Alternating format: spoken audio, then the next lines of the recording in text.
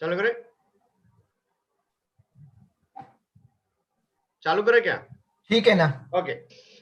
Good morning, dear friends. I welcome you all to the 8th day of the online teaching program that has been organized jointly by Rajkumar Keval Ramani College, Nagpur, Vasantrao Naik Government Institute of Arts and Social Sciences, Nagpur, Mahila Mahavidyalaya, Nandanvan, Nagpur, and J.M. Patel Arts, Commerce and Science College, Bhandara.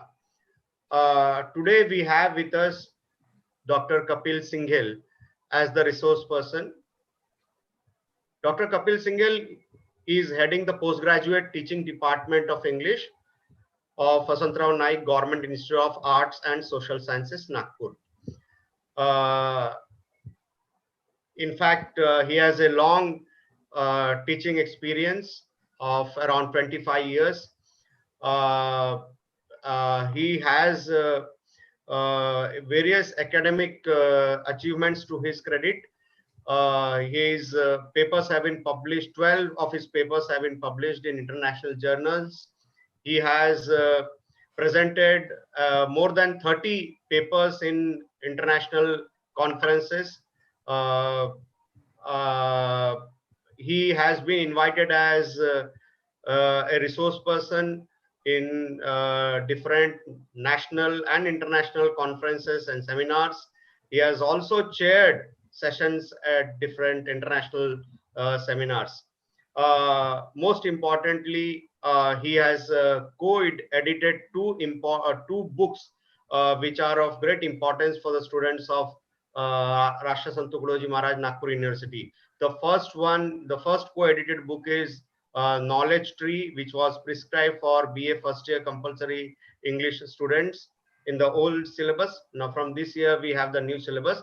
And in the new syllabus, he has co-edited this book called Literature from Elizabethan Age to Restoration Age, which is prescribed for first year English literature students of the university, BA first year English literature students of Nagpur University. He is a member of the syllabus designing committee for the CBS and CBCS pattern for the PG program of Nagpur University. Very important to let you know that three of his scholars have been awarded PhD, and presently one has submitted his thesis and two more are working under him. He is most importantly one of the organizing secretaries of this online teaching program. Today he will be dealing with this magnum opus of Mary Shelley, Frankenstein, which is one of the more popular works of all times that we see in English literature. May I now invite our esteemed resource person, Dr. Kapil Singhal, to start with his lecture. Thank you, Karthik, for introducing me.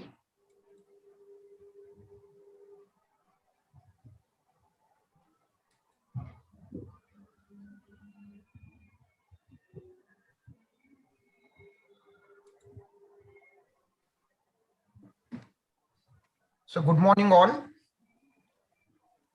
At the outset, I thank my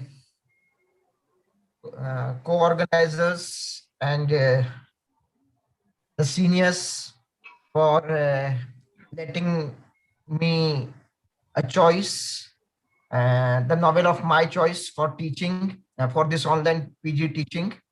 And I also thank Karthik particularly, who has been with me throughout the online sessions, and without his technical help, it would have really been a very Herculean task.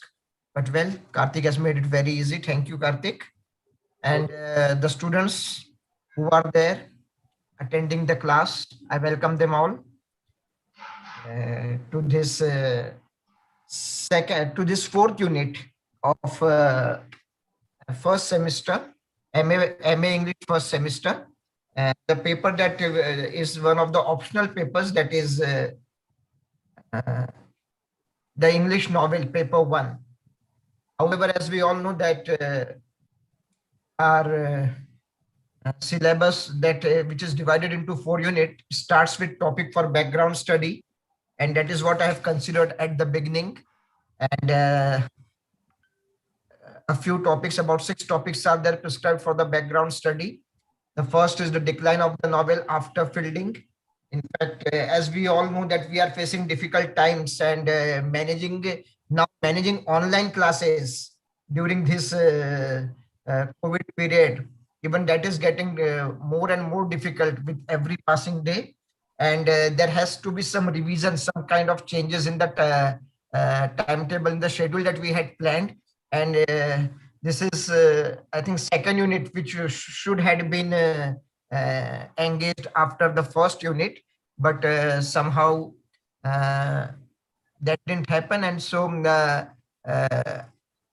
because of the circumstances which were beyond our control, I have to prepone my lecture, which was supposed to be engaged tomorrow in the evening, to this morning session. So in the first unit, you are introduced to the 4 wheels of English novel, and it were these 4 wheels who had given the form, shape, and popularity to English novel that it enjoys today. So that is what you will be studying in the first unit of this paper. But in the second paper, we start with the decline of the novel after Henry Fielding. And what are the reasons for it? There are 3 reasons for the decline of novel after Fielding. Fielding, along with Smollett, Lawrence, and Richardson, who are considered to be the other 3 novelists who are wheels of English novel, it was after them that that the decline came in the popularity of English novel, and the reason for that was lack of originality and imagination. The new writers, they tried to imitate the writers of past, and they were lacking in originality. So that was the one thing. Another was it became more of a business sort of thing instead of literature and art. So the quality of novels which were being written with just an aim to make money, that the quality declined, and the result was resulted into cheap novels which was not accepted by the society. And the third was that the changes were taking place in the society. There was loss of faith in the old values.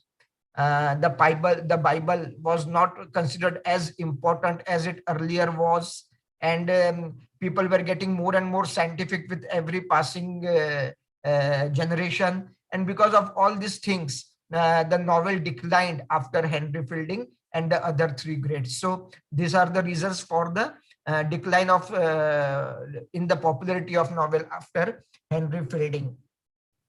Then in the first unit, you will be dealing with a Picasso novel of Henry Fielding, and the second unit is for the novel of horror, which is also known as Gothic novel.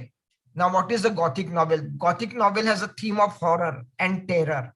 That is what is there. The role of supernatural elements, something that frightens the human beings. We imagine those things, and that imagination too results into a fear. So that kind of thing was the theme. The novel of horror is termed as Gothic novel. Its setting is in medieval ages. We are taken into the old castles or something like that kind of setting, which is isolated, away from the town, away from the city life. Then this novel was a protest against the realistic novel that we had earlier. We find realism in the works of Henry Fielding. We find realism in the works of other contemporary writers of the age of Henry Fielding. But there was a revolt against that. Some kind of imagination was infused to make it more interesting, to make it more entertaining with that aim. And so it was a protest against the rational realism of the earlier novelist. And the themes, as I've told you, were taken from ancient literature, Gothic churches and cathedrals. So the themes, they were particularly from the old ballads, the ancient ballads that was sung. Most of the ballads, the stories of the ballads, they were the themes of these Gothic novels. Now, the father of the Gothic novel is Horace Walpole. He is considered to be the father of this kind of novel. And his first novel, The Castle of Otranto, which was a translation from the original Italian work, and it has a subtitle, a Gothic story. That was the subtitle of The Castle of Otranto. It has restored the qualities of imagination and invention to contemporary fiction. So something new with the addition of imagination. Only realism was there in the novel that preceded. So they infused it with imagination and invention, but that was somewhere it was melodramatic, because the aim was to create horror and terror, and with that aim. So that was one of the reasons of the decline of novel, as we have seen the first topic. Then the novel of horror, that is what is termed as Gothic novel. And the first writer to introduce this kind of novel in the history of English literature is Horace Walpole. It was in 1764 that his novel, The Castle of Otranto, was published, which was translated from the original Italian work. Remember this? Then there were the other writers who followed Horace Walpole, and Anne Radcliffe is one of them. And her two novels, The Mysteries of Udolpho and The Sicilian Romance, which were published in 1794 and 1802 respectively, they have made her immortal in the history of English literature. They have earned her lasting fame. These two novels, The Mystery of Udolpho, which is more popular of the two novels. The setting takes place in the mountain range of Apennines near Italy. And this novel, uh, this and the writer Radcliffe was mentioned by Jane Austen in her novel The Northanger Abbey, suggesting the immense popularity of the novel of Anne Radcliffe. So Radcliffe is the second writer whom you have to consider for the background study. She is well known for the two works, which they are The Mysteries of Udolpho and the Sicilian Romance. The setting of The Mysteries of Udolpho is in the Apennines mountain range of Italy.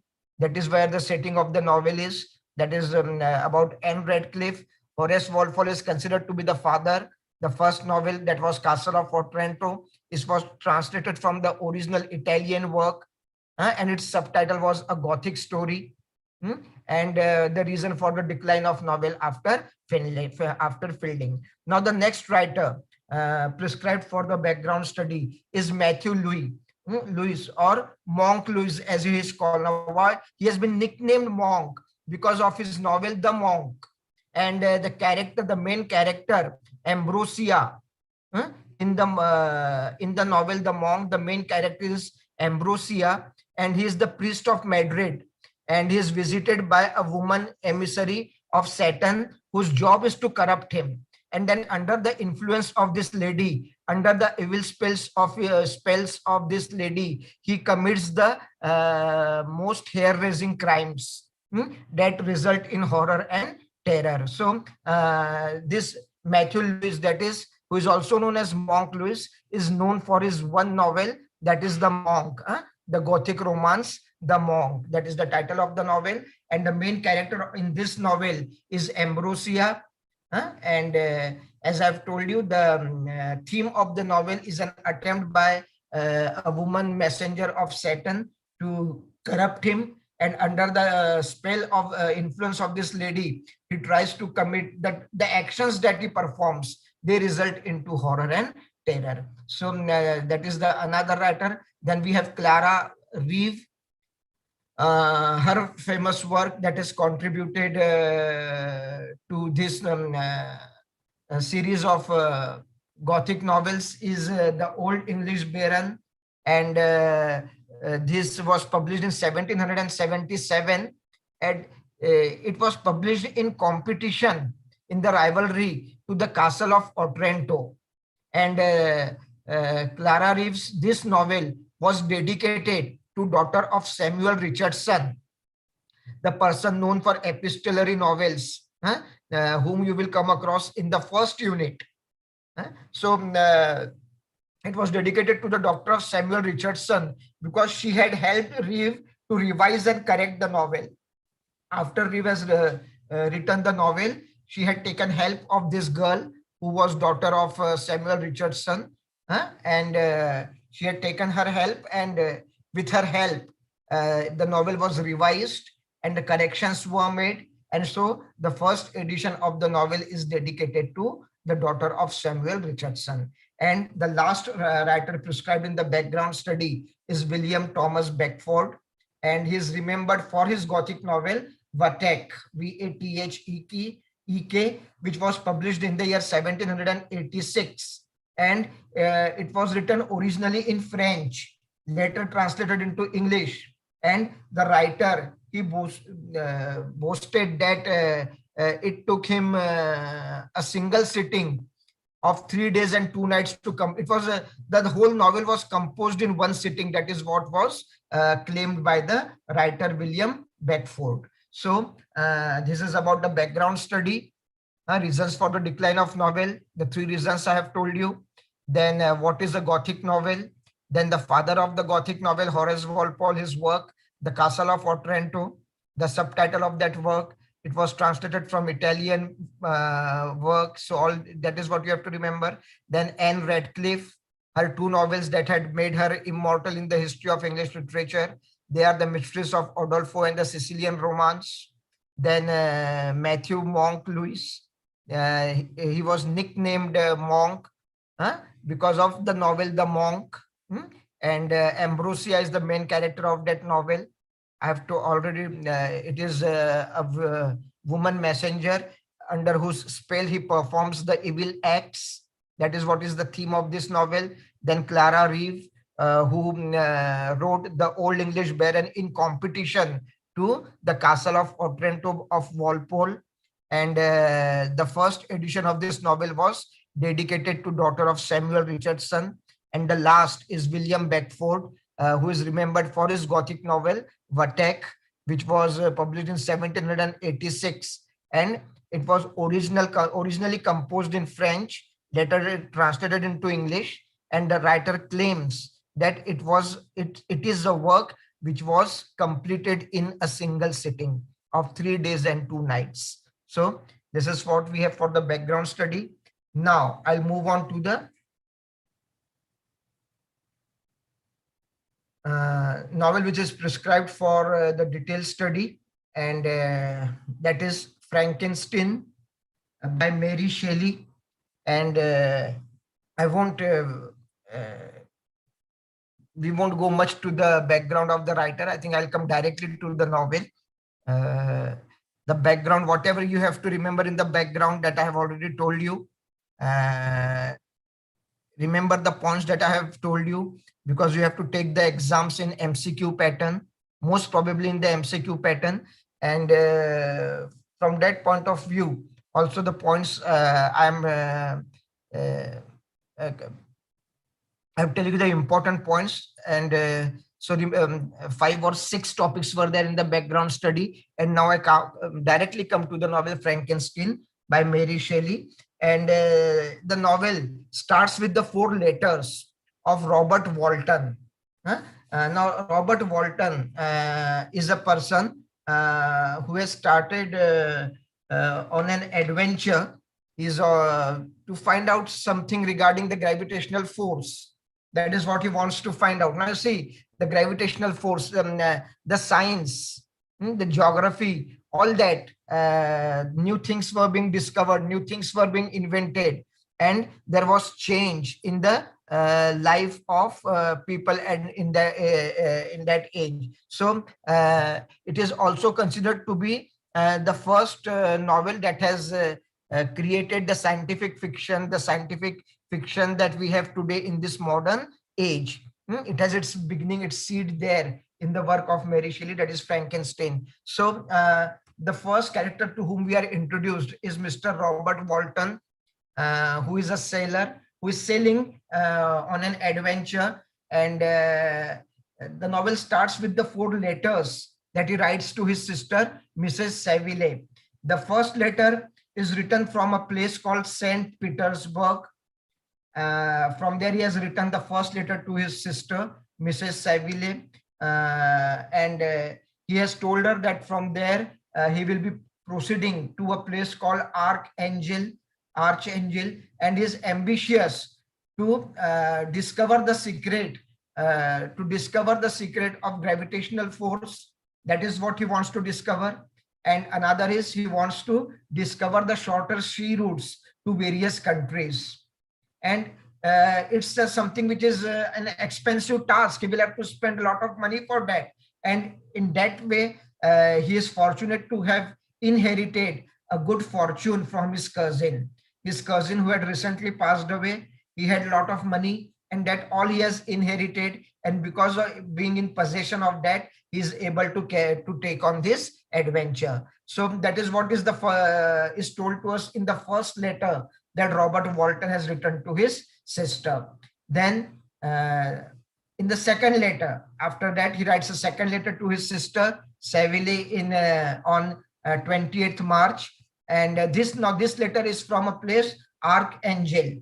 The first was from St. Petersburg, in which he has told that he will be proceeding to Archangel. And now in the second letter, he is at Archangel. He has hired a vessel and recruited a crew. Crew is a staff, the sailors who work on the ship.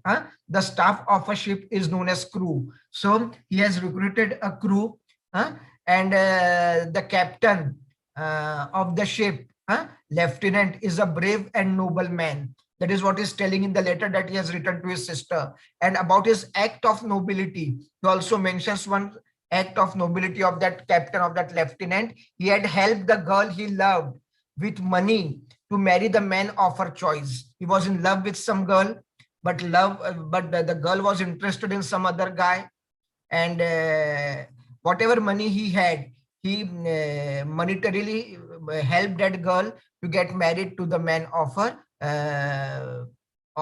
choice. So that is the goodness of the lieutenant, the person who is the in charge of the ship.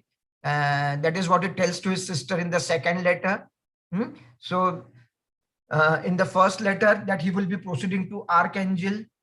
Then he wants to discover gravitational force and the shorter sea routes to various countries. And how is it possible? Because he has inherited a large fortune from his cousin. That is what we are told in the first letter. In the second letter, he has reached Archangel.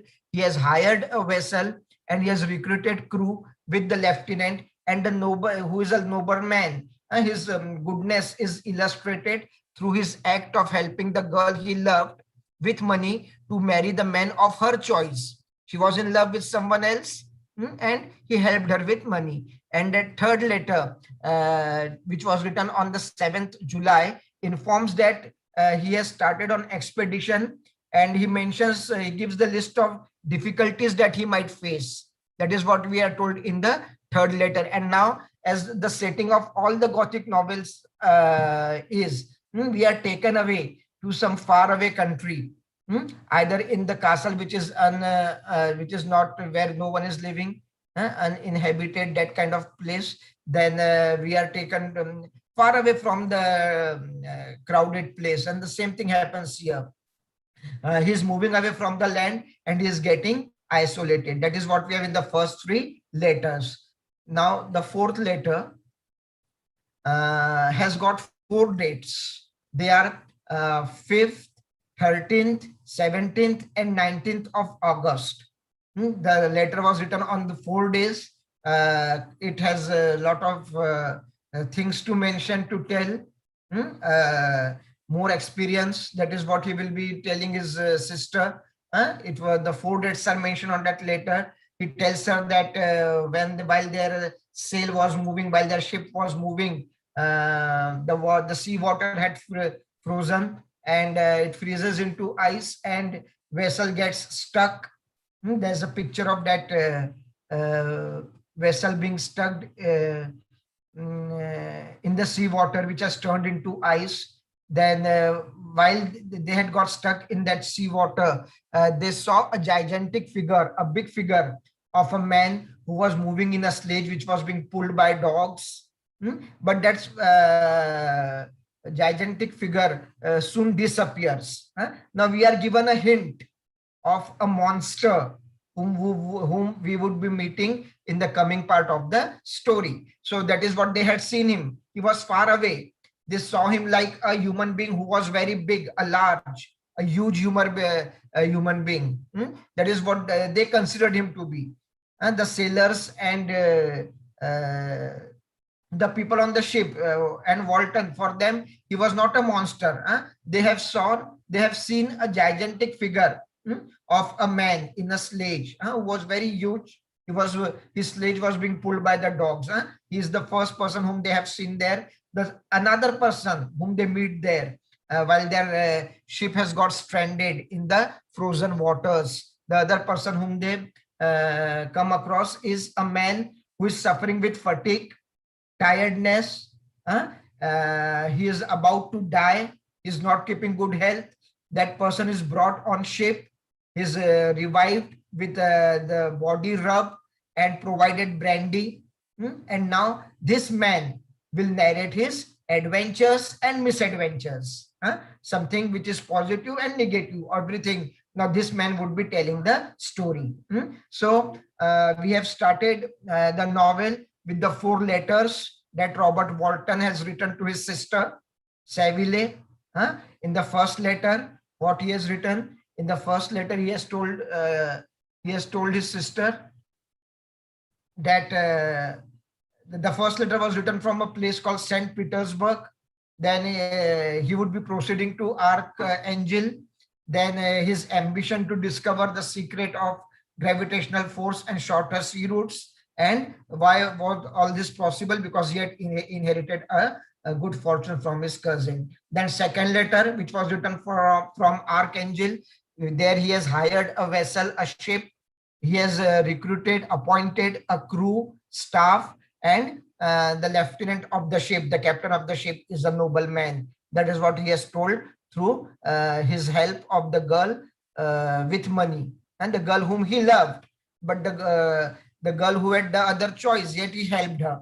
So that is what we have in the second letter. The third letter, about the difficulties that he might be facing, that is what is told to us. And then in the fourth letter, it is the stranded ship, and they have in that isolated place, they have come across two figures. One was a gigantic human being, man, who soon disappeared, and another was a man who was suffering with tiredness, who was about to die, but he was given a refuge on the ship. He was brought on the ship, rubbed, and brandy was provided, and the man recovered to narrate his story. Now, here starts the story of the main character of the novel, that is Victor Frankenstein.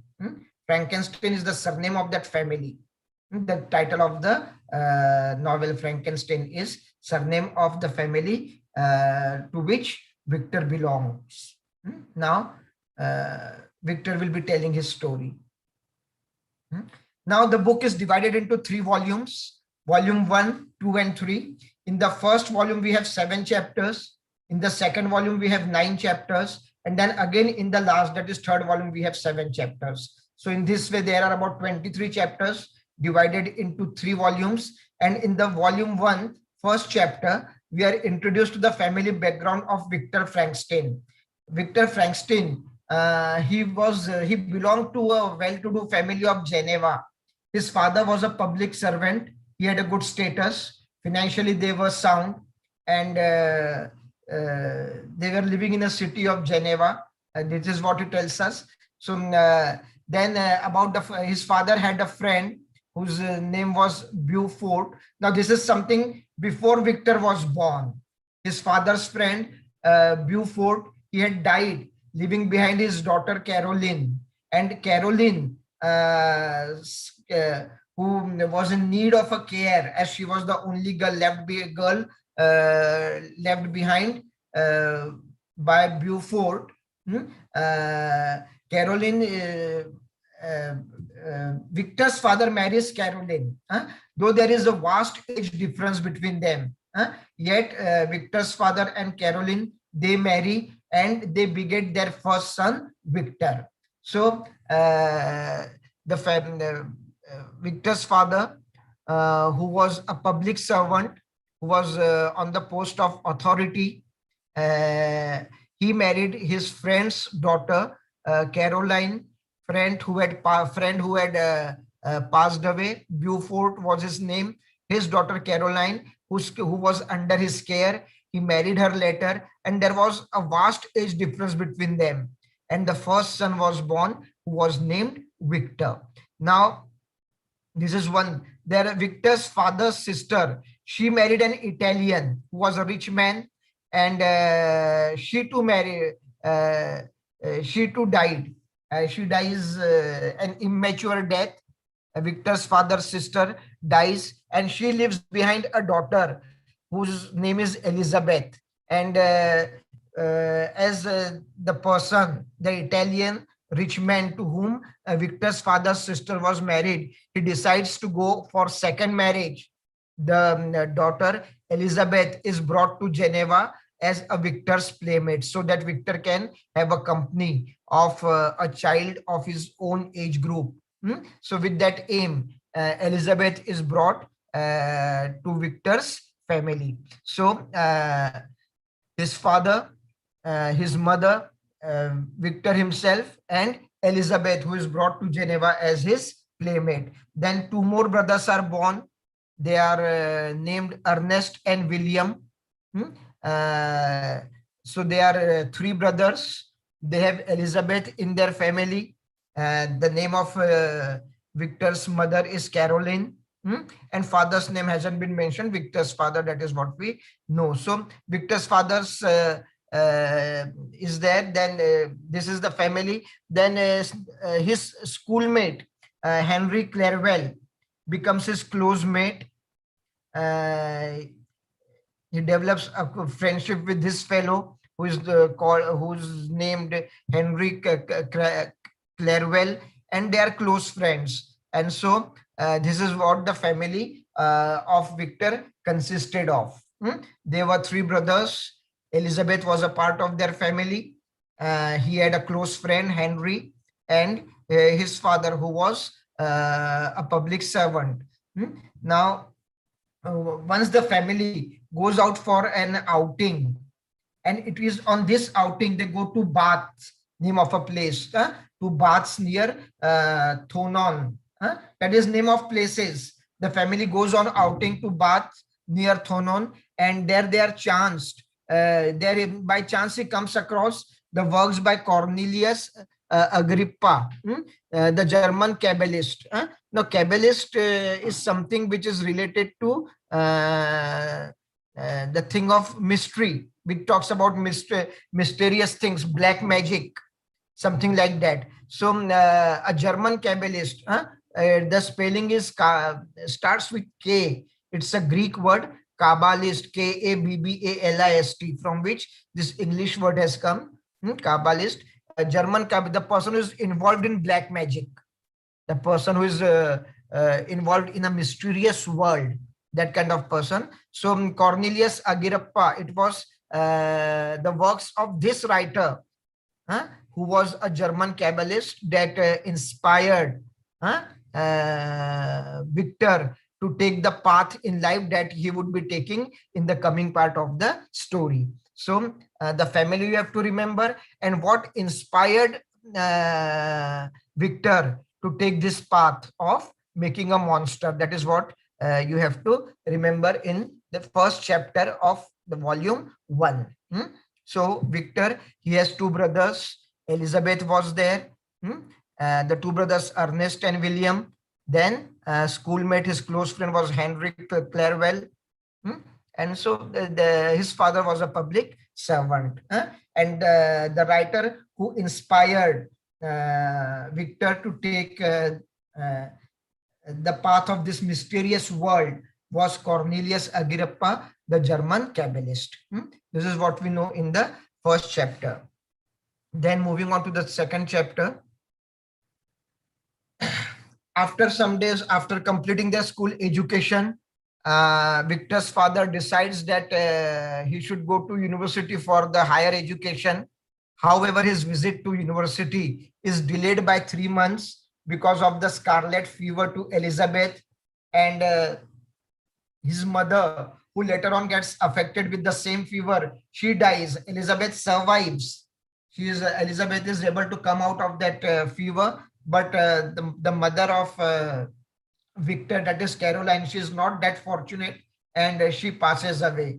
But before she, on her deathbed, she gets a promise from Victor and Elizabeth that they will marry.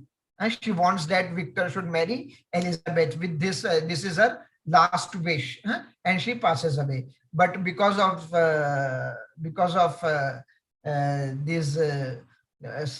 this scarlet fever, his visit to the university is delayed. His admission to the university is delayed by more than 3 months, by 3 months.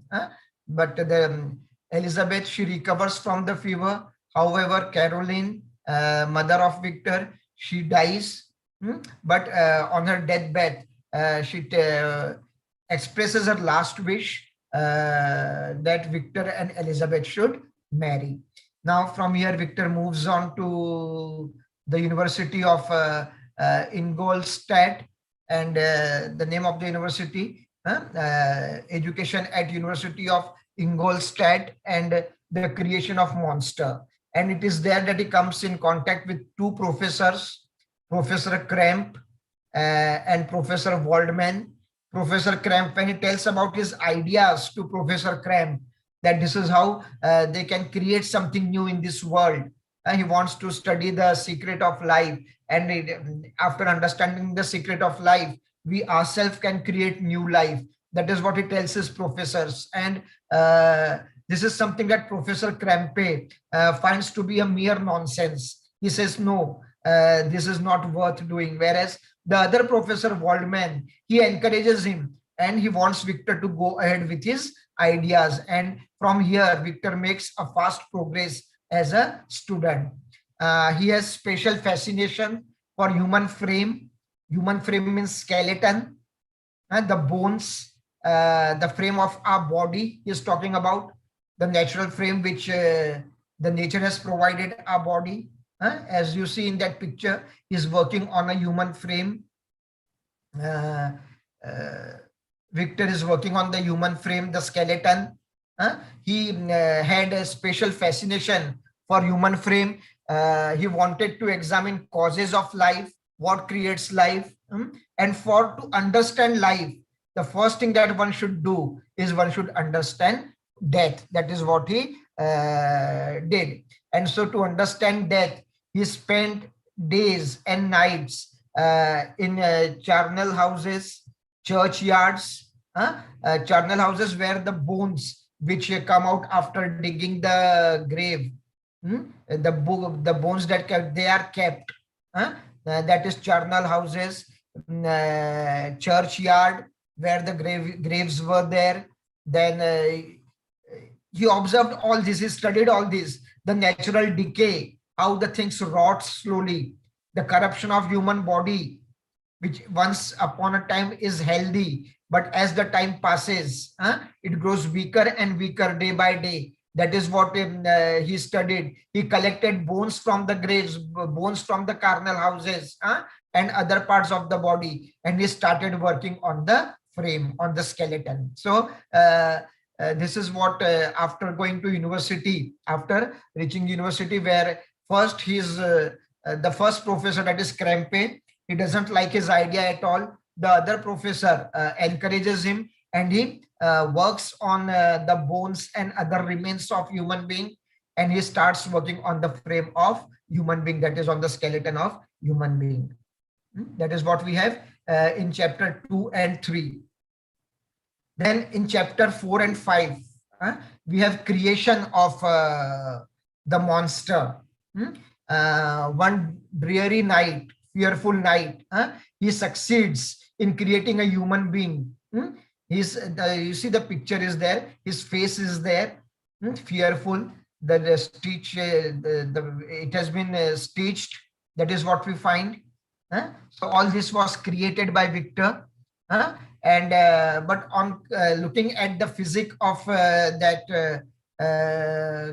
creation, particularly his eyes, eyes and the complexion, they provided shocking contrast.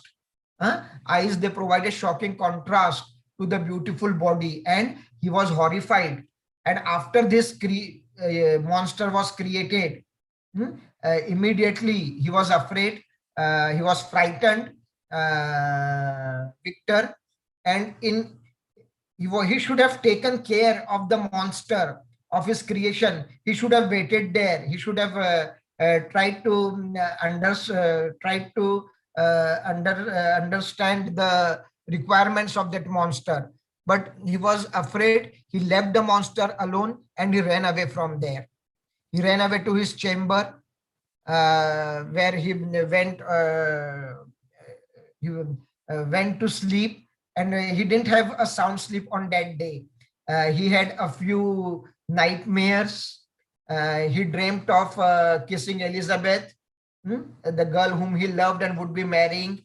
Then he saw himself embracing the dead body of his mother, Caroline. And it is that at this moment that he gets up and the monster appears on his window. He again runs away from there, and he spends his night moving outside. And it is in the early morning, to his surprise, that his friend Henry Clerval arrives there, and in the company of his friend, he gathers courage, returns to his apartment, but the monster is found nowhere. So he has been successful in creating the monster, But instead of taking control of that monster, what he has done, he has let it go away. He was afraid and he ran away, and now the monster is left to take its own care. Huh? Nothing was asked to the monster about his requirements, and the reason is you will find a dissatisfied person in the monster. So that is this is what we have in chapter 4 and 5 of the novel, that Victor is able to create, is able to infuse life in a dead body, but he is able to create a human being who is of too huge a size, and who has got a horrible, terrible body and eyes. And the reason is that Victor is afraid. He leaves him alone and runs away. And when he returns to the apartment in the company of his friend Henry, he finds monster nowhere. Then in chapter 6 and 7 of the novel, of the first volume, we find that the monster has his first victim. Victor receives a letter from his father. No, first it is the letter from Elizabeth, that a young girl, Justin Mortis, has become a part of the Frankenstein family, and that is the one thing. She was the girl had a stepmother. The father had passed away, and the mother was not taking care of that girl child. The reason was that again Victor's father brought that girl to their family, to the Frankenstein family, and now she was living with the Frankenstein family. That is what we have. Then he receives another letter from his father, and this letter tells about the death of his brother William. He is told that William is dead, he has been murdered, and father requests for the return of Victor. Victor arrives at the border of Geneva. It is during the night that he arrives at the border of his town Geneva, and the gates are closed, as a result of which he has to spend the night at the village. Secheron is name of the village where he spends the night before entering into Geneva, is Secheron, and he decides to visit a place called Plain Palace, where William was murdered. So while he's staying in that village for a night, he decides to visit the place where his younger brother was murdered. And when he reaches that place, there in the flash of lightning, a thunder is there, a lightning is there, and because of the flash, in the flash of that lightning, he is able to see the figure of the monster that he had created passing away fast. He has a glimpse of that monster, and now it becomes clear to him that it was this monster who had killed his brother. This is what becomes very clear to Victor. But you see how the modern system of justice work. We find that when the murder of William, when the William is murdered, and when the inquiry is conducted, the people, they arrive at the conclusion that it is Justin Mortis, a young girl who is responsible for the death of this boy, for the murder of this boy. The only reason was that the locket that William was wearing that evening was found in the pocket of Justin Mortis. Justin Mortis, she loved William. They would play together. They were good friends. But only because the locket that William wore that evening, it was found in the pocket of Justin, she is punished to death. Now it's unjust. She is in no way responsible for the death of William, but only because that locket was found in her pocket, she is given this capital punishment. Now this is how the modern justice system works. It's an attack on the modern justice system that we have evolved for ourselves. So in spite of the evidence that they had found, the girl, she was not responsible for this death, but yet she was punished. but this is known to Victor. He has shared it with Elizabeth, and they both undergo mental and psychological agony because they know that the girl was punished for no fault of hers, and that is what made them undergo mental and physical agony. And just for the change of atmosphere, they decided to go on an excursion to the valley of Germanics. So then they will be going out from Geneva to spend a few days there, so that they could get rid of this mental and psychological agony that they were suffering from. So it is here that the volume 1 ends. Now we are moving on to the second volume. Now in the second volume, we have in the first and second chapter of the volume 2, we have the meeting of Victor and Monster. After the other members of the family have have gone to sleep, Victor moves out.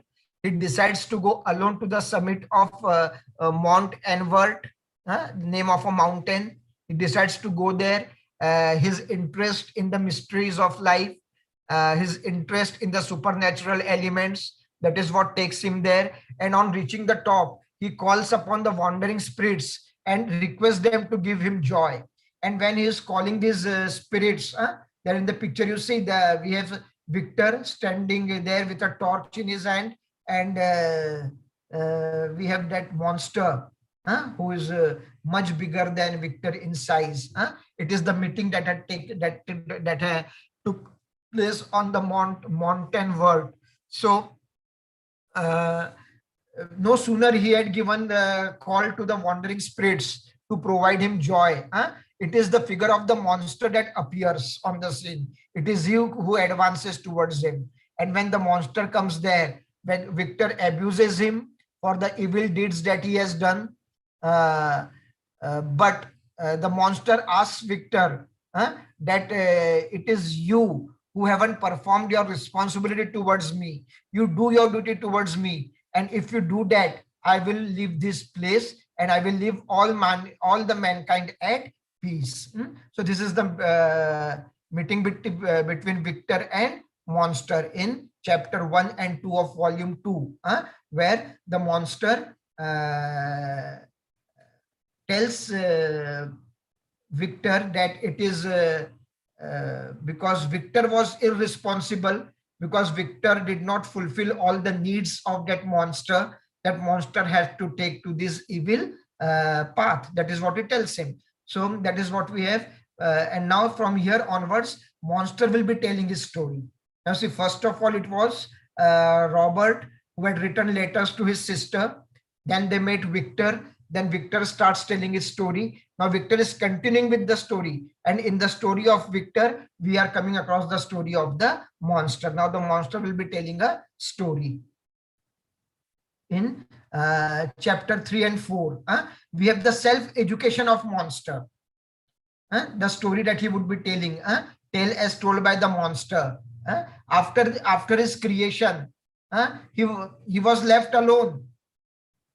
No care was taken about his needs. So he had wandered lonely in the forest. He had the water of the stream to drink. He had berries to eat. And gradually that developed his taste. His eyes, which earlier were not that used to the sunlight, now they were capable of tolerating the sunlight as well. So gradually his senses developed. He discovered what fire is, the fire which was left by some beggars, by some wandering beggars. And he understood what the fire is. He understood how to keep it burning by dry branches. Then those beggars had also left behind some roasted offal. Offal is the organ, something with non-vegetarian food. That is what they had left behind. He found it more delicious than the berries. He tasted nuts and roots. He roasted them on the fire and tasted them. So gradually he's developing, his senses are developing, his taste is developing, he's understanding the taste, what is good and what is bad. Then wandering in the, just wandering for food and shelter, he came across an old man who was preparing a food on his farm. On seeing the monster, the old man runs away, and the food which is left behind by the old man is consumed by the monster. And it is after that he reaches the village, and when he reaches the villagers gather there, they come together, and he is driven out from the village. Thus children, they throw stone at him, and he is made to go away from the village. So first of all, the one who had created him, excuse me, he did not take any care of him. He was left alone. Second, when he tried to come closer to the human society, because of his obnoxious looks, ugly looks, horrible looks, he was driven away from the village. Even before they had understood whether he would be harmful to them or not, it is only because his appearance that made the people drove him away. So he was driven away from the village. He constructs a hut, a small hovel, a shelter at the outskirts of the village, and from there he is able to have a view of a family in which a girl named Agatha sings a beautiful song, and they have the name of father is Dalacey. D has to be capital, Dalacey, and there is a brother who's who's called Felix. So now the monster is telling his story. We know the family of Victor. Now the monster is telling story of another family, that is the family Dalacey family, which has a brother and a sister and their father, who were living there in extreme poverty. And the monster would see them working hard, and to help them, he would cut the woods and keep it on their door, but they would thank God for it. They didn't know that it is the monster who is helping them, who would feel sorry for the hard work that they do, who would feel sorry for their poverty. He had started stealing their food, eating their food, but when he realized that they are too poor, they are very poor, they are struggling to make the both ends meet, he stopped stealing their food. That is what he does to help them in their work. He keeps the pieces of wood on their door during the night, and the family thinks that it is the God who is helping them, but it is actually the monster who helped them. So here it is an attempt of the, see how he originally, he is not bad. He wants to help people. He wants to be a part of this society, but because of his ugly looks, no one is no one is taking him, no one wants to understand him. And so he admired their perfect shapes, their body, their forms. They were so good to look at. But when he saw his own form in a pool of water, that is what we have in the picture. See, the monster is having a look at his physical appearance, how he appears physically. And when he saw his own image in the pool, he was horrified. He understood that it is because of this that he is being hated by the people. Now, volume 2, chapter 5 of the novel is a critique of a modern society. Now, the monster who is living close to the Dalacey family, he observes their daily routine, their manners, their mutual love, cooperation. They are living a family life, how they are living together. So they are sharing each other's love, they are sharing each other's difficulties, they are cooperating with each other, helping each other. So this is what he observes. The sister has a company of a brother, the brother has a company of a father. They are together, but the monster is alone. That is what he's viewing for him from the shelter that he has prepared for himself. That one day a woman arrives, her name is Felix, and she starts living with that Dalacey family. The name of that girl is Safi, Safie. And this girl Safi, who initially did not know the language of Dalacey family. Now she starts living with this family. Felix instructed her, taught her the language, and this is how the monster also starts learning the language. See the development that is taking place in the monster. He had developed senses, organs, he has developed taste, and he has tried to help the human beings, but he was driven out from the village. he has prepared a shelter for himself, and now he is able to understand the language of human beings. And after learning the language, he learned about religion, he learned about politics, then the different things that determine the status of a person, property that you possess, wealth that you own, poverty, whether you are poor or rich, your rank, your status, your descent, the family to which you belong, noble birth, noble blood. All these are the things that matter in the human society, in the civilized society. So this is how the modern society is, where the human beings are bifurcated. They are separated at the name of religion, at the name of politics. Some people own more property than other, whether they deserve it or not, only because they are born in a particular family. Some people are wealthy, some are poor. It is we who have assigned them the rank. Who are we to decide about the rank of a person? Every human being has the right to equality, but that is not a part of human civilized society. This is what the monster understands, and he had nothing of it. He had no property, he had no wealth, no rank, no descent, no inheritance, no family to speak of that I belong to this family, to boast off. So he had nothing of it. So this is what he thinks. Was I then a monster? So I am not a human being, I am a monster. I am a blot on the earth. And from me, all men fled, they run away. And all men disowned, I am disowned. Even my creator has left me alone. I've been disowned by everyone. I haven't been allowed into the village. So even he tries to come close to this Dalesi family, but even they drive him away. So the villagers have driven him away. The Dalesi family hasn't accepted him. His creator has left him alone for no fault of his. No one has tried to understand him. The only fault of his is that he's not good looking.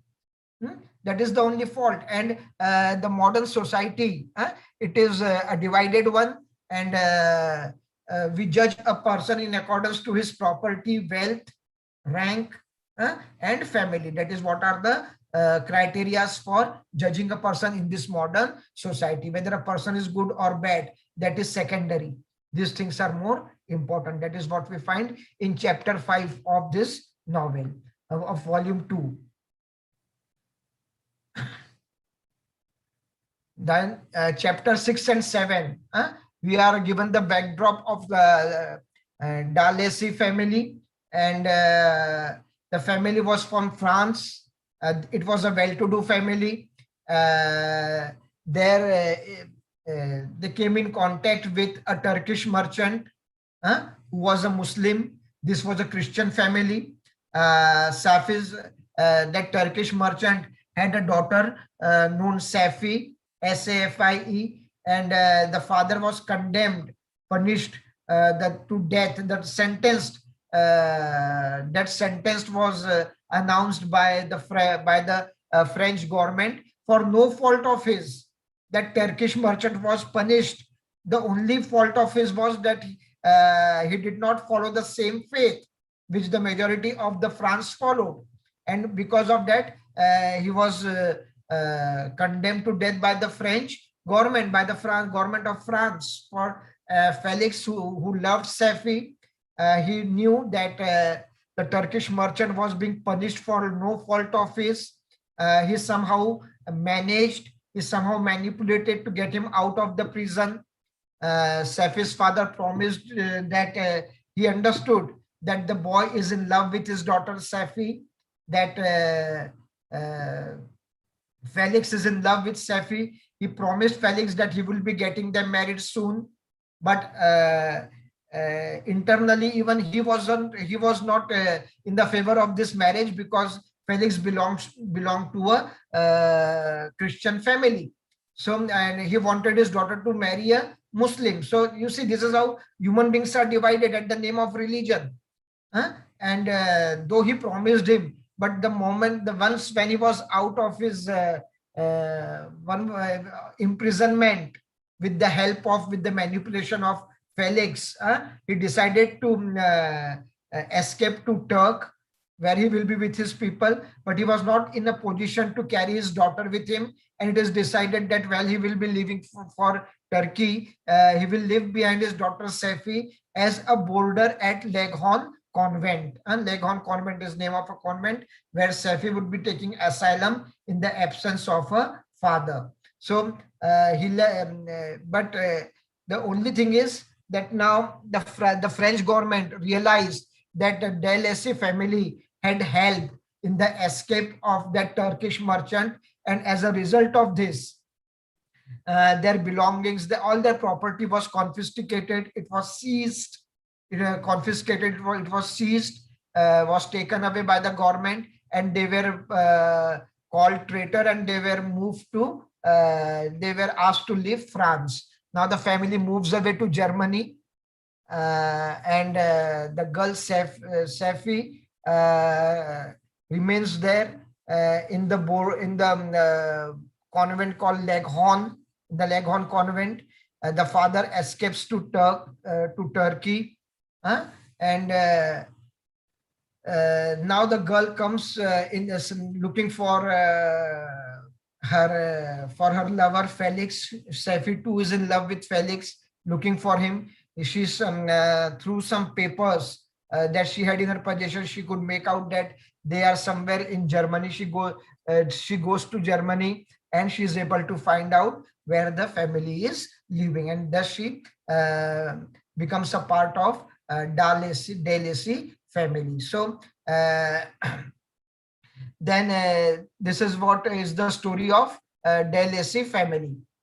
That we have a love between a young boy and a beautiful girl who belong to different faiths, to different religion, and as a result of it, the father of the girl did not want his girl to marry his daughter, to marry that boy. That is the one thing. Second, we find that the Turkish merchant is punished not for his fault, but only because he follows a different faith. That is what we find. So you see, the modern system of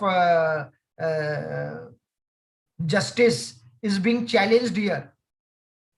How our justice is affected by the background of the person.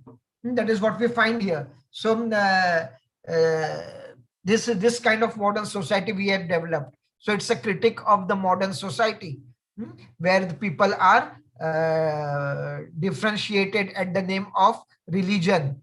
That is what we find. And the system of justice, the people who are handling it, it is in their hands. Whatever judgment they want to pass, they pass it. That is what is told. So then the monster comes across a bag one day.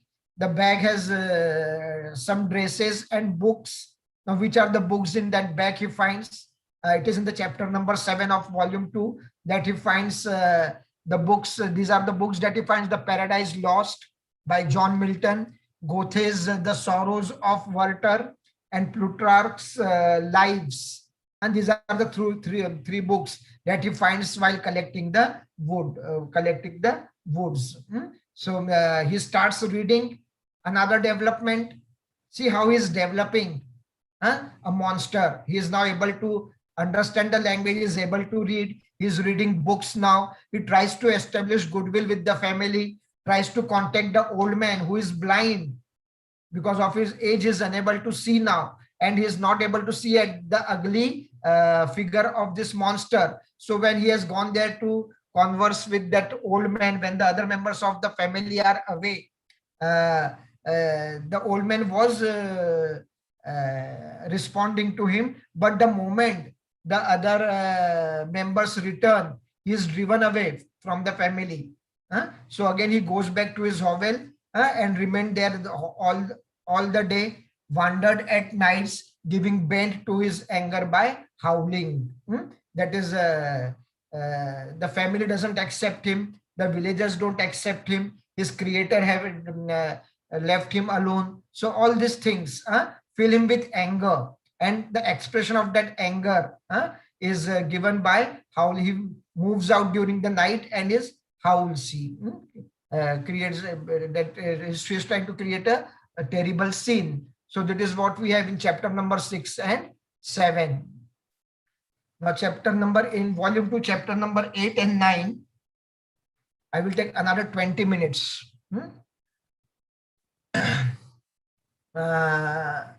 After that, he moves towards Geneva. And one day while he is hiding under a tree, he notices that a girl who was playing near a river, she falls, slips into the river. Monster saves us. The girl is taken out from the river. Monster and the girl are alone. And at that time, some man appears there. And the man, on looking at the monster, thinks that the monster would be harming the girl. And as a result is that he fires a gun at the monster. So the good act of monster, even that is not noticed by this civilized human society. He is punished for that as well. Though he is slightly hurt by the fire of the gun, he runs away from there. And but he again is filled with anger. He had done a good job. He has saved the life of a girl, but still he was punished for that. And in the evening, while he's sitting in that hiding place, a young boy, William, comes there playing. He belongs to the Frankenstein family. And this is what William himself tells him, that he's William Frankenstein. And on knowing that William is a member of a family of his enemy, who happens to be his creator, he strangles him to death. He's strangled to death. And this is how William was killed by him. That is what he is telling in the story. Now, the story monster is telling us. Then after committing the crime, he tells us that he tells Victor that the locket that William was wearing, that locket, it was he who had kept it in the pocket of Justin Mortis. So Justin Mortis was punished for no fault of hers. She lost her life. William was murdered. And in this way, this monster was responsible for the death of William, a young boy, and a young girl, Justin Mortis. But he promises that if his demand is fulfilled, he would quit the human society and he would live in the forests of South America. This is what he promises Victor, that I won't be here, I would to trouble you people, but I have one demand. And what that demand is, now we enter the third volume, the last part of the novel. And the demand of the monster is that he wants a she monster. He wants a companion. Everyone is having a companion. He has seen the love story of Safi and of that boy of the Dilesi family. So even his emotions, even they have developed. Now he wants a she monster. And that is what Victor consents. Okay, I will make a she monster for you. Then they go back. Victor goes back to his home. His father suggests that he should marry Elizabeth. Victor seeks some time for that, because now he has to create a she monster for he monster, because otherwise he knows that the monster will not let him live. He won't be able to survive. And so first he wants to create a she monster so that the monster can have a companion, so that he will go over to the jungles of South America, and after that he can marry Elizabeth. So he seeks some time from his father.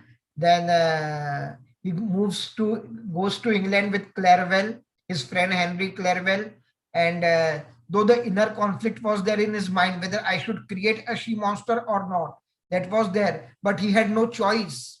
And he started working on the creation of she monster. And while he was creating it, when his creation was about to be completed, he saw the monster in the window, and from there monster has a signs of malice and treachery on his face. So that signs of malice and treachery, that okay, first you create a she monster, then I will see whether I should fulfill my promise or not. Perhaps that kind of expression was there on the face of the monster, and because of that, that is what annoyed Victor, and he destroyed the she monster the creation which was about to be completed. On this, a quarrel ensued between the monster and the victor. The monster felt deceived. He felt deceived. Victor, who had felt deceived, he tore apart the frame he was working on. The monster warned him of dreadful consequences, results, threaten him that he will be there on his wedding night. Victor decides to return home. He goes back to his place. So the attempt to make she monster, he was doing it honestly, but maybe some kind of misunderstanding, or we don't know the evil nature that was there, that had taken place in monster. Perhaps that was there, that he observed the signs of malice and treachery on the face of the monster, and he did not go ahead with the creation of sea monster. Not only that, whatever he had created, that all was destroyed by him. Then in chapter 4 and chapter 5 of volume 3, he moves away with the remains of the creature he was working upon. He had taken all the remains of she monster in a basket, is moving in a ship. All that, whatever the contents of the basket are, they all are flung, all are thrown into the sea water. And after they are thrown into the sea, the ship in which he is traveling, the boat in which he is traveling, he comes near a shore, takes his boat to the shore, and the moment he gets down there and he asks people about the name of the town, he is immediately taken into custody.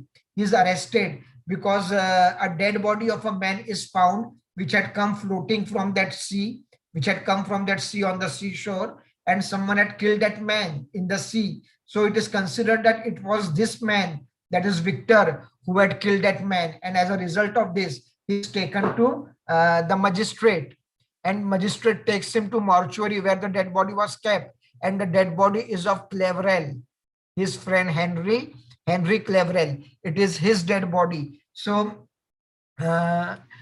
he's taken to be the culprit. He's taken to be the person responsible for the death of Cleverell. But Victor's father is called, and because of some evidences, it turns out that when the murder was committed, during that time, Victor was at Orkney Islands, Ornkey, Orkney Islands of Scotland. He was there, and he is acquitted of the charge. He is not convicted, he is acquitted. So here a justice is done. You see, we have seen Mary Shelley as a critic of the modern justice system on a few occasions, but here we find that a justice is done to Victor, and it is found that he is not to be blamed for the murder of Cleverell, and in the company of his father, he returns back. He returns to Geneva, and after his return, the marriage ceremony is performed. The marriage of Elizabeth and Victor takes place. That is at the end of chapter 5 of volume 3. Then volume 6 and 7, volume 3, chapter 6 and 7, we find after the marriage, somewhere Victor is afraid that the monster will come to take his revenge, and he has said that he will be coming there on this wedding night. He takes all the precautions to see that his wife is safe, Elizabeth is safe. You see in the picture, we have Elizabeth in the dress of a bride sitting on the bed, and we have monster in the background. While Victor is busy taking rounds of the corridor, asserting that monster is hiding nowhere, and while Elizabeth is sitting in the bedroom, he hears a noise. He hears a noise of Elizabeth, a shrill. He hears a shrill and dreadful scream from the room of Elizabeth. When he returns to the room, comes to the room, he finds that Elizabeth is dead, and he spots the monster outside the window, fires at him, but the monster eludes him, runs away. So the monster has taken revenge, as the she monster was toned and destroyed by Victor. Similarly, monster has killed Elizabeth, the companion of Victor. Victor fired at the monster, but he could manage to escape. Now Victor is afraid that the monster might kill his father and his brother Ernest as well. He returns to Geneva, but he finds that they both are alive. But on hearing the news of death of Elizabeth, Victor's father collapses, and he dies. Uh, his father collapses and dies. Now another death has taken place in the family. Now Victor makes up his mind to seek revenge, that I will take revenge, and he visits the graves of his family members. And when he is visiting the graves of his family members, he sees the figure of a monster moving from the graveyard. He follows him, and he follows him. They cross villages, they cross towns, and in the end they reach at that frozen at that uninhabited place, which is nothing but the everything is frozen there, and the monster has escaped to that place, and Victor has followed him to take his revenge. Now so far he has been unable to take revenge on the monster, and but while doing that, he has lost his health, he has lost his wealth, and is on the verge of death. And it is at this stage uh, the story of Victor ends. And Walton reports the further events in the form of letters. Now hereafter again, the whatever was being narrated by this fellow Victor Frankenstein, that is over, and now Walton will be telling the remaining thing in his letters. Now in the end of the novel, now we have reached the end of the novel. What happens in the ending of the novel? In the ending of the novel, we find that Victor is tired and exhausted. He's brought back to his senses, if you remember, by the sailors, by rubbing his body and by providing him brandy. He appeals them to take revenge on the monster, but after just appealing, he passes away.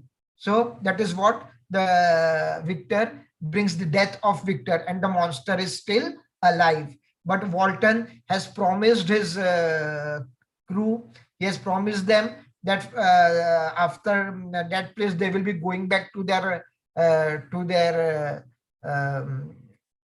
Petersburg, from wherever they had come. They would go back to their place, and so they are not interested in taking any form of revenge on the monster, because monster for them is nothing but just another human being. So while they are coming towards home, he hears the sound from the cabin where the corpse of Victor is kept. And on going to cabin, Walton finds that the monster is leaning over the dead body.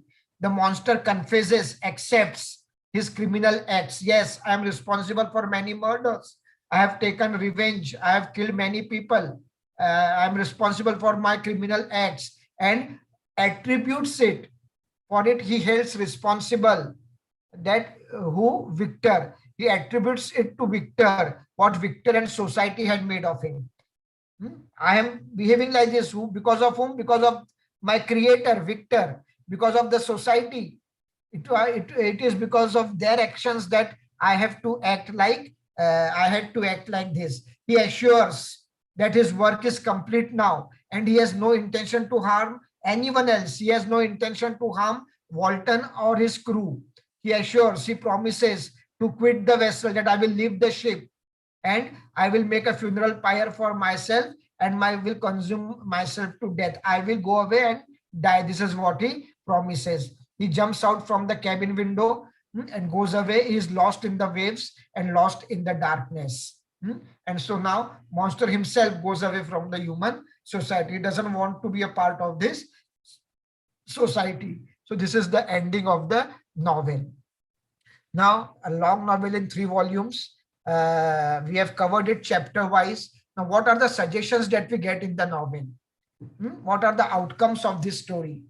What should we, what Mary Shelley wants to suggest through this story? The first thing is that human beings, they should remain content, satisfied with what nature has given us, with what nature has bestowed on us. And we should not try to overreach. We should not try to go for the things which are beyond our reach. Now, creating a monster was there in the reach of Victor, but he was to control the monster was not in his reach. He was unable to control the monster. The person who would try to go against nature, that person is bound to experience agony and anguish. No choice. You have to go through agony and anguish if you go against the nature. That is the first thing that we find in this novel. Second, nature of justice, administered by modern courts of law, is imperfect. This is what we find. The nature of justice we find in the story of D'Alessy family. We find in the story when that young girl is punished for the death of William. What are we told? That the modern courts of justice, they are imperfect. This is something that we have derived for ourselves. Then that is the second thing that is being suggested in this novel. The third, the monster who had no ill feeling towards society, he is forced to adopt criminal ways. For he never harmed anyone earlier. He was not harmful initially, but it is the savagery and barbarity of human beings. It is the bad behavior, the savage behavior of human beings, the barbarous behavior of human beings that makes him criminal. And the message here is that criminals are not born, they are made by unjust ways of the society. That is the third suggestion from the novel. Fourth, that men, they are judged by their descent, the family in which they are born, by the rank that they enjoy, wealth that they possess, property that they own, and looks, their physical looks. If you are good looking, people will respect you. Otherwise, if you are ugly, you will be looked down upon. And people are judged by descent, rank, wealth, property, looks, and not by what they really are. This is what is the fourth message of the novel. And the last, it is about the fire. The fire that gives life can also destroy. And any attempt to change the order of nature will end up in destruction. If we try to change the nature, it has to be it will result into destruction. That is what is the message. These are the 5 messages that Mary Shelley has given in this novel. And you see the picture that monster is there. And I just want to be loved, he is saying. I want nothing from you. I just want you to treat me as a family, as other people are living together. I want to live with you, but no one has understood me. My creator has abandoned me. The villagers have driven me away. The family too has not allowed me. And so these are the things that have made me act in a criminal way. So I just want to be loved, but that is what lacks in the modern society. So this is all as far as the novel is concerned, the story is concerned, the background study, that too we have dealt with. Go through it, and if you go through the presentation, I'm sure that you will be able to attempt most of the questions from on the MCQ pattern. So that's all from my side, and should stop sharing.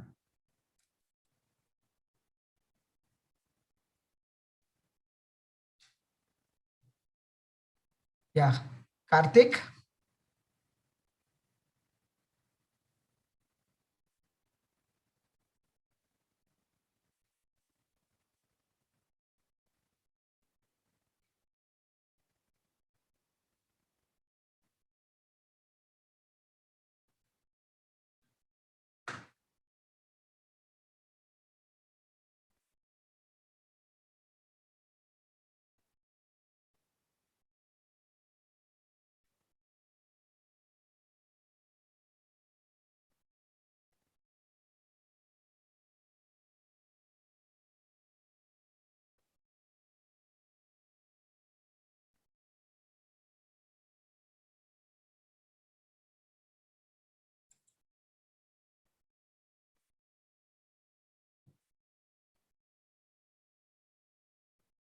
हाँ हो गया है.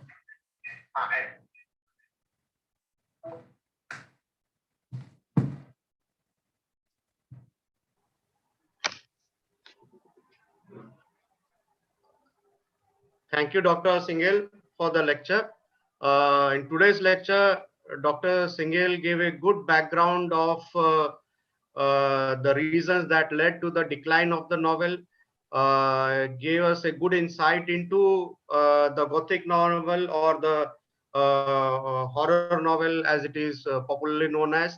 And he covered all aspects of a very voluminous novel, Frankenstein. In fact, he covered it chapter by chapter, and that should help our PG students in appreciating the work and in preparing themselves for the university examination as well. Now, I would suggest our students to explore the background topics further. Of course, we'll be giving you notes and the questions also in the MCQ form. Thank you, Kapil sir, for the wonderful lecture. And I would like Thank you, to Karthik. inform our students that today evening we will not be having the session again due to some unavoidable circumstances.